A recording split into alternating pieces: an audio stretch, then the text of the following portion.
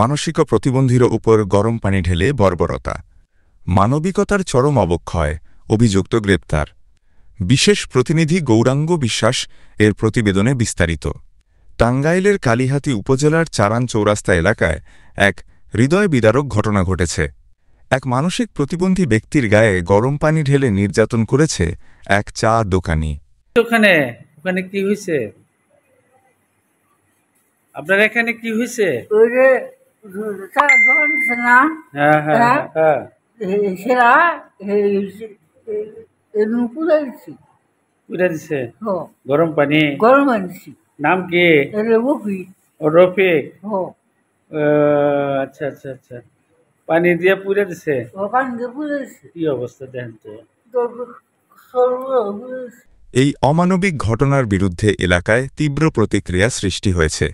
সামাজিক যোগাযোগ মাধ্যমেও উঠেছে ক্ষোভের ঝড়। ভুক্তভোগী মোহাম্মদ খোকন, যিনি স্থানীয়ভাবে পাগল খোকন নামে পরিচিত, কালিহাতী সদরে দীর্ঘদিন ধরে ভিক্ষাবৃত্তি করে জীবনধারণ করতেন। আপনার নাম কি? আমার নাম খোকন।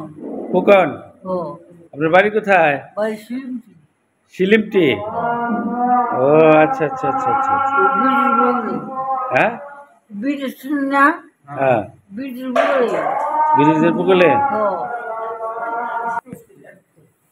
প্রতিদিনের মতো গত ৪ জুলাই সকালে তিনি চা খেতে যান চারান বাসস্ট্যান্ড সংলগ্ন আনোয়ার হোসেন আনুর দোকানে। সেখানে হঠাৎ করেই দোকানদার আনোয়ার হোসেন তার শরীরে চা বানানোর জন্য গরম পানি ছুঁড়ে মারেন। যন্ত্রণায় কাতর খোকন কিছু না বলে নিজের গ্রামে ফিরে যান। খোকনের একমাত্র আশ্রয় তার ছোট বোন আমিনা বেগম। স্বামীর বাড়িতে থেকে তিনি ভাইয়ের খোঁজ রাখেন এবং তার অনাথ সন্তানদের দেখাশোনা করেন। খোকনের স্ত্রী ও 2 সন্তান রয়েছে, যারা আজ বিচ্ছিন্ন জীবন কাটাচ্ছে। এই যেন সমাজের সবচেয়ে প্রান্তিক এক পরিবারের আর্তনাদ। এইভাবে পুরা দিছে বুধবারে। বলেন বুধবারে দিছে, আমরা দেই নাই, 60 গায়ে ছিল, 60 গায়ে ছিল। পরে 60টা খুলি নাই 2 দিন, বুধবারে গোসল করাই দিছে তো আর খোলার প্রয়োজন পড় নাই। পরে এদিকে শুক্রবার আইছে, বৃষ্টি আইছে সন্ধ্যায়। বৃষ্টি আইলে পরে ভিজা ভিজা বাড়তে আইছে।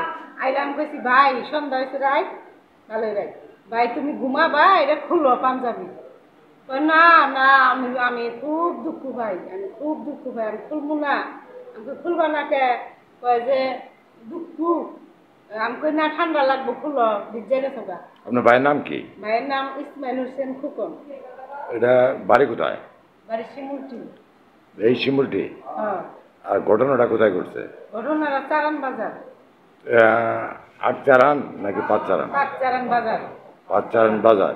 যে মারছে ওর বাড়ি কোথায়? ওর বাড়ি বললে চারানি। চারানি। তাতে করে ও অত এলাকায় বাজার মানুষে কি বলে? বাজারের মানুষে তো শিকারি করলো না আগে, পরে ওরে ধরছে বাজারের মানুষে, তারপরে মানুষ এসে, আমি তো বাড়ি ছিলাম। আপনার নামটা বলবেন একটু? আমার ভাইয়ের নাম খোকন, ইসমাইল হোসেন, আর আমার নাম আমিনা। আপনার বাবার নাম? বাবার নাম আমিনা। কালিহাতী থানার officer in-charge OC Zakir Hossain বলেন, ঘটনাটি জানার সঙ্গে সঙ্গেই আমরা দ্রুত ব্যবস্থা গ্রহণ করি। প্রাথমিক তদন্তে অভিযোগের সত্যতা পাওয়া গেছে এবং অভিযুক্ত আনোয়ার হোসেন নিজেও বিষয়টি স্বীকার করেছেন। আমরা তাকে সোমবার রাতেই গ্রেপ্তার করেছি এবং পরদিন আদালতে পাঠানো হয়েছে। যেহেতু ভুক্তভোগী একজন মানসিক প্রতিবন্ধী, আমরা বিষয়টিকে বিশেষ গুরুত্ব দিয়ে তদন্ত করছি। মানবাধিকারের প্রশ্নে শক্ত অবস্থান। বাংলাদেশ মানবাধিকার কমিশন কালিহাতী উপজেলা শাখার সভাপতি সাংবাদিক শাহ আলম বলেন, এটি শুধু একজন মানসিক প্রতিবন্ধীর উপর হামলা নয়, বরং গোটা মানবিক সমাজ ব্যবস্থার উপর একটি জঘন্য আঘাত। এমন নির্মম নির্যাতনের বিরুদ্ধে আমরা আইনি ও সামাজিক উভয় পর্যায়ে কঠোর অবস্থান গ্রহণ করেছি। গরম তরল দিয়ে কেউ আঘাত করলে তা দণ্ডনীয় অপরাধ, আর ভুক্তভোগী যদি হয় একজন প্রতিবন্ধী, তাহলে তা জাতীয় প্রতিবন্ধী সুরক্ষা আইনের আওতায় আরও গুরুতর অপরাধে পরিণত হয়।